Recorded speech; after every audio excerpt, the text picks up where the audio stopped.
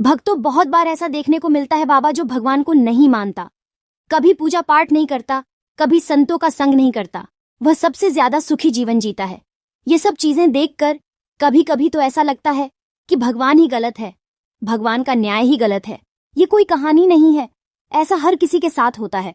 दोस्तों, आज के इस वीडियो में हम आप लोगों को इसके पीछे के कारण के बारे में बताने वाले हैं। बाबा त्रिलोक भारती ने स्वयं इसका उत्तर दिया है। आखिर ज्यादा पूजा पाठ करने वाले लोग दुखी और परेशान क्यों रहते हैं? इसका उत्तर बाबा त्रिलोक भारती ने जब डिंड नाढ़ी पर जोधपुर के राजा को चमत्कार दिखलाया, उसके बाद राजा बाबा के चरणों में गिर गए और जीवन उपदेश के लिए विनती करने लगे। तब बाबा त्रिलोक भारती ने राजा की भक्ति भावना से खुश होकर जीवन उपदेश दिया।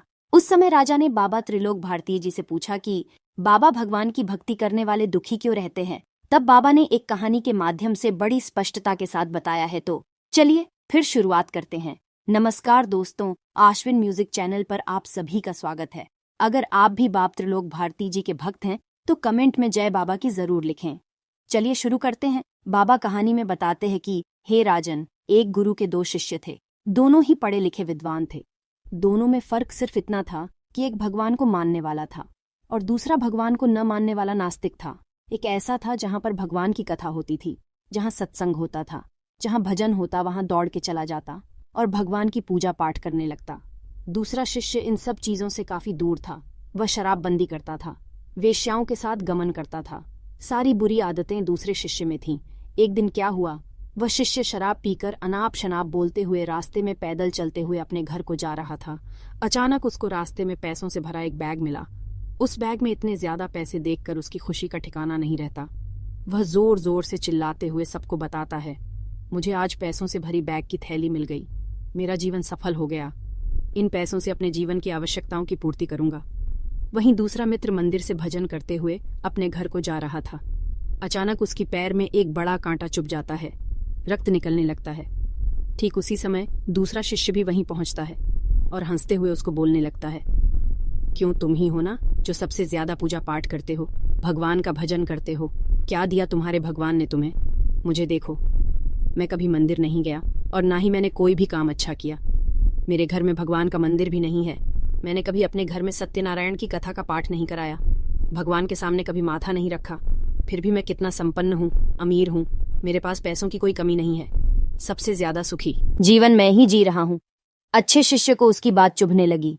उसने मन ही मन विचार किया, हाँ, यह तो सच बोल रहा है। मैं कितनी पूजा करता हूँ और वह कुछ नहीं करता, फिर भी कितना सुखी है। इतना सोचते हुए वह अपने गुरु के पास चला जाता है और यही प्रश्न गुरु से करता है। गुरुजी मुस्कुराते हुए बोले, भगवान जो करते हैं अच्छे के लिए ही करते हैं। जिसकी जैसी योग्यता होती है उसको उसी के अनुसार फल देते हैं। अब तुम्हारे प्रश्नों का उत्तर तुम जानते हो। भगवान ने तुम्हारे पैर में ही क्यों चुभाए कांटे और उसको पैसों से भरी हुई बैग क्यों मिली? सुनो, तुमने पिछले जन्म में बहुत पाप किया था, इसीलिए तुम्हारी आज मौत होने वाली थी।